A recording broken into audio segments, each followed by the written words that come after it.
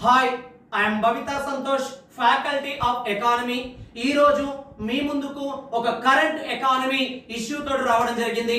ఆ టాపిక్ ఏంటంటే భారత జీడిపిలో వివిధ రంగాల యొక్క వార్షిక వృద్ధి రేట్లు ఏ విధంగా ఉన్నాయో మనం మాట్లాడుకుందామండి.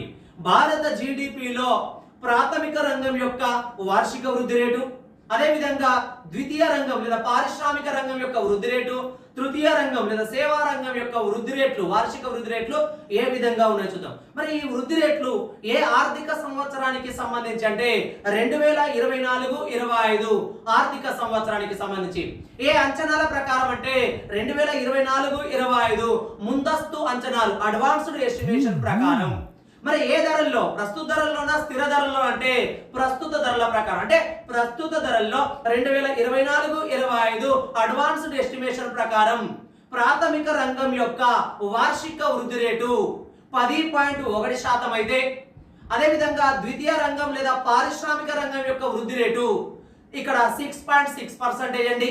అదేవిధంగా తృతీయ రంగం లేదా సేవా రంగం యొక్క వార్షిక వృద్ధి రేటు వచ్చేసి 10.7%. ఒకవేళ మీకు కనుక ఈ వీడియో కనుక నచ్చితే ఖచ్చితంగా మీ ఫ్రెండ్స్ అందరికీ షేర్ చేయగలరు.